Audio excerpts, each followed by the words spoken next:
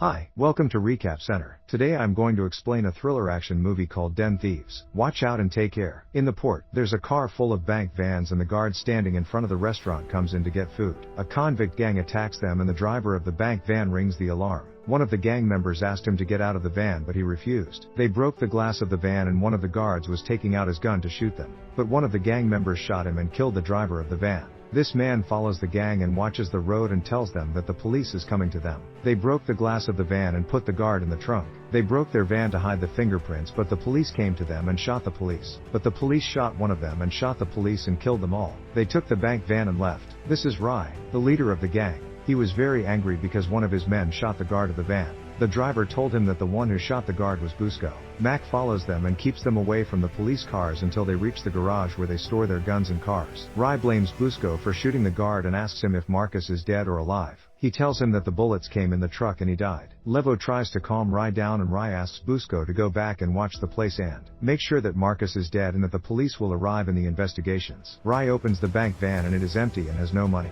Then we go to meet this man and his name is O'Brien. He goes back to his house and there are differences between him and his wife, Deb. She accuses him of cheating on her. She took her daughters to leave the house and leave. Then O'Brien goes to the place where the bank van was stolen and meets his friends, the officers. He tells him that a gang attacked the bank van and killed the guard and ran away. They took the bank van and the van is empty and has no money. Busco watches the officers and shoots them. The federal police arrive at the crime scene and this is Bob. He is a federal officer. O'Brien meets him and tells him that their case and that they do not need a federal police and they make fun of each other. He and Bob, and leave him and go. Then Busco goes to Rye and shows him a picture of O'Brien and his friends, the officers who are in charge of the case. We go back to O'Brien and he meets the officers with him and tells them that the gang that steals the empty bank van certainly has a purpose to steal it and they know from the surveillance cameras that the one who stole the van is a man named Rye. O'Brien asks Tony about Tony who he saw several times with Rye. He told him that he worked in a shop. Then we go to Tony and he was really working in a shop. While he was out of the shop, O'Brien attacked him and electrocuted him. Then Tony goes upstairs and finds himself in a room with O'Brien. O'Brien shows him a picture with Rye and asks him what's your relationship with him.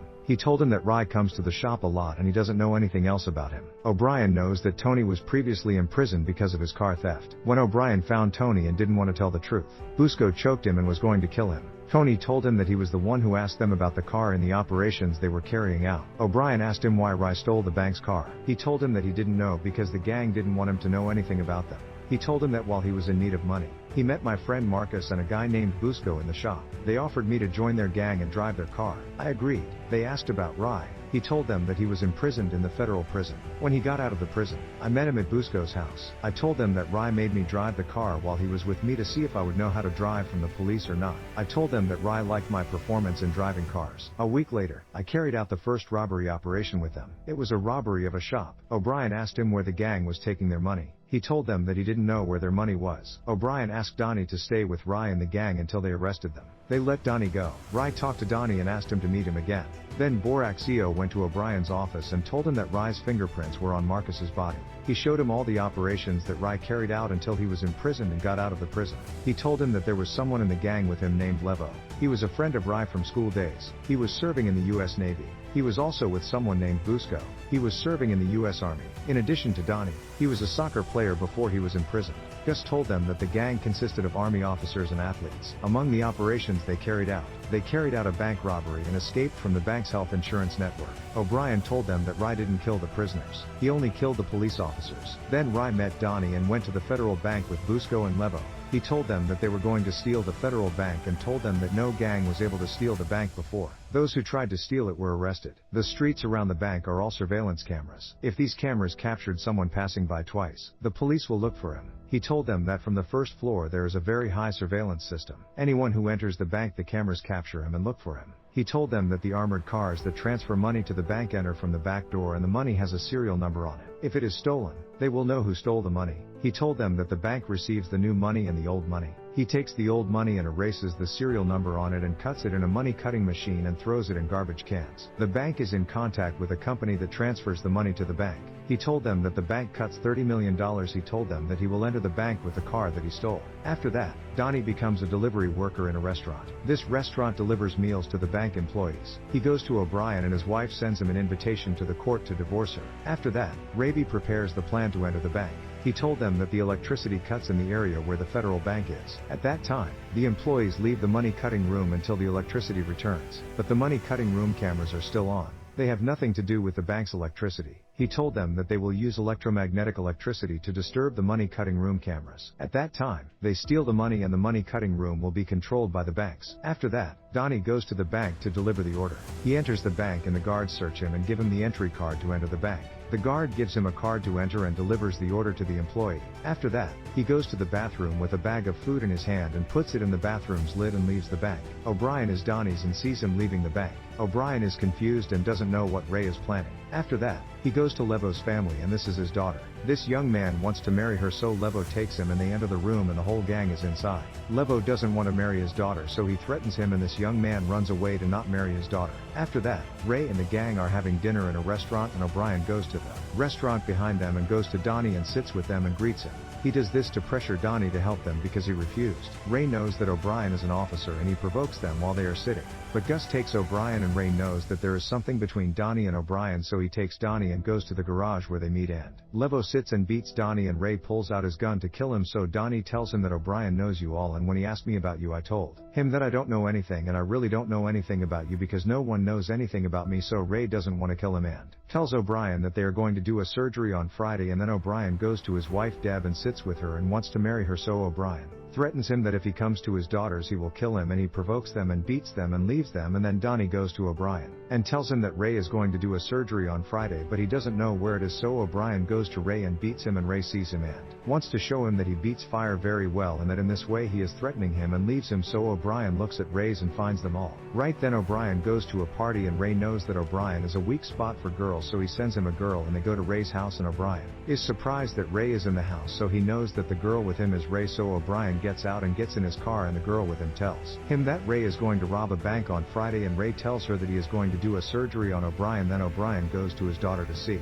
her and his daughter asks him to go home with him, so he tells her that he is very close and that he is going to take them to live with him, so he gets in his car and pretends that he lost his family. Then Ray and the gang prepare the weapons to execute his surgery, and Ray asks Donnie to hold a gun, and at the same time O'Brien and his officers get ready to arrest Ray and his gang, and O'Brien and his officers wait for the gang at the bank, and Ray tells O'Brien that he is going to rob the man. Ray and the gang go to the bank and O'Brien sees them and they get in, and Ray and his gang get in the bank and break the security cameras and tie the bank, and he gathers the hostages and they take their phones and tie them, and Ray knows that the bank rang the alarm and told the police, so he asks the employee to tell the police that the gang has hostages, and in front of them 1 hour he sends $10 million in a plane, and every hour he has hostages he kills the hostage, and even if the police tried to enter the bank he kills the hostage, and if they called him before the money arrived he kills the hostage. And O'Brien got very angry when he found out that Ray told the police and was surprised that Ray did that, and the police cars arrive and O'Brien asks them to go back, but the police arrive and the officer and Bob yelled at O'Brien that he's a gang member who attacked the bank while he was standing, and we go back to Rye and he made the bank employee open the safe for them, and one of the federal officers called Rye to negotiate with him, and Rye told him that he will kill the first hostage, and he made one of the gang members take one of the hostages and put it inside and shot it with a gun, and O'Brien hears the sound of a gunshot, so he knows that Rye killed someone, so he will fight with Bob to call O'Brien and talk to him. Then the gang members put bombs in the bank, and the federal officers called O'Brien again and told him that the plane was coming with money and an hour and a half ahead, so Rye agreed to wait an hour and a half. Then he yelled at O'Brien and told him that he won't let him arrest him and he will put him back in jail, and he blew up the bank with bombs, and at that time Mac is controlling the federal bank's communications, and we know that Rye will take the money from the bank and he will send it to the federal bank to implement his plan. And we go back to O'Brien and he looks at the bank's map and finds that the bank is controlled by health insurance, so he knows that Rye laughed at them and ran away from the network, and he ran into the bank and found that the girl that Rye said he killed is still alive, and he found that the gang made a big hole in the bank and ran away from it, so he went down the hole to look for them, and at that time Rye and Levo have the bank's bank car and it has the bank's money, and they went to the federal bank and the guard stops to make sure of his identity, and then they enter the bank, and we go to O'Brien and he comes out of the bank and he knows that Rye laughed at them, and he implements his plan somewhere else, and he takes his car and looks for Rye's gang, and we go back to Rye and he and Levo take out the money from the car, and the guard inside asks them not to be late again, and they enter with the money until the room is full, and they give it to the employee who will count them in. His name is Luigi, and Luigi enters the locker, and inside the box is Donnie, and Bosco cuts the electricity from the bank, so the guard takes the employees out of the room until the electricity comes back, and Rye talks to Donnie and tells him to turn on the electromagnetic device to stop the cameras and get out of the box, and at this time the employees in the bank asked for food from the restaurant restaurant where Donnie is and Mac responds to them. And we go back to Donnie and he puts the money in the bag, but when the guard finds the camera in a room full of money he goes out to see it, and Rye talks to Donnie to hide, but the guard finds the room locked with a key, so he talks to Luigi to get the key, but Levo disturbs the device, so the guard has to go to Luigi, and Rye talks to Donnie to continue putting the money in the bag, and Donnie throws the bag from the money cutting machine and it falls into the garbage bags, and he took the electromagnetic device and threw it in the garbage, but the guard and Luigi got to the room, so Donnie got scared and ran away from the ventilation, and Luigi entered the room and didn't find anyone and continued putting the money in the bag, and Bosco returns the electricity, and we go back to Donnie and he gets to the bathroom from the ventilation and takes the bag of food that he put in the bathroom and goes to deliver the food to the employees, and at this time the garbage truck comes and takes the garbage bag with the money and gets out of the bank and changes direction and drives a similar car, and we go to Rye and Levo and he gets out of the bank and he talks to Bosco to follow the garbage truck, and we go back to Donnie, and after he delivers the food he passes through the gate with the help of one of the bank employees, and he goes down to the ground floor, and the guard stops him and asks him about his whereabouts, and he tells him that he went with another guard who was sitting in your place, so the guard let him go, so the employee found the food in the bag, so she talked to the guard below and asked him to stop Donnie. So he ran after Donnie, and at this time Rye and Bosco cut the road on the garbage truck that went to the place where the money was, and Bosco takes the garbage truck and walks, and we go back to Donnie and he is walking in the street, and O'Brien sees him, so he goes down and holds him and puts the garbage truck, and Max sees them and they catch him, so he talks to Rye, and Rye reaches the garbage bin and takes the bag with the money in the garbage truck, so he tells him that the police caught Donnie, so he didn't answer him and closed the gate in his face, and so there was a fight between Donnie and Mac, and at this time O'Brien hits Donnie and he knows that Rye is in the garbage bin with the money, so O'Brien tells Boraxio to cut the road on Rye before he runs away with the money, and so Rye moves the money in his car and walks, and O'Brien sees Rye's car and walks behind it until they reach the crowd and stop in the car, so Rye saw O'Brien in his car, so he knows that he is walking behind him, and O'Brien ties Donnie with the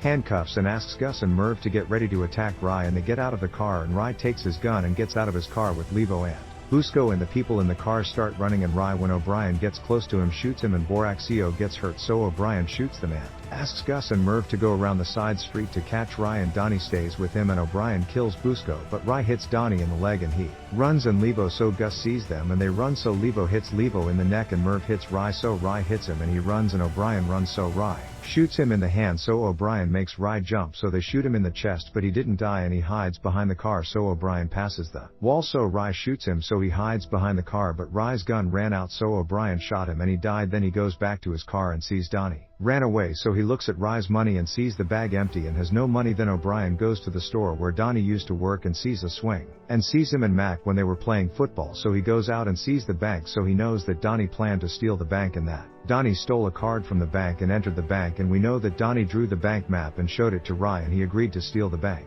together, and that he agreed with the car driver who took the money from the bank and made him run away with the key, and took off his shirt and ran away and stole the money from the car and ran away to London and took it with Mac, and that's how Donnie was able to laugh at them all and took the $30 million and ran away, and the movie ends like that. Thank you for watching. If you enjoyed this recap, please give it a thumbs up and share it with your friends. Don't forget to subscribe to Recap Center for more in-depth movie recaps and analyses. Hit the notification bell so you never miss an update. Let us know in the comments what movie you'd like us to recap next. Thanks again, and see you in the next video.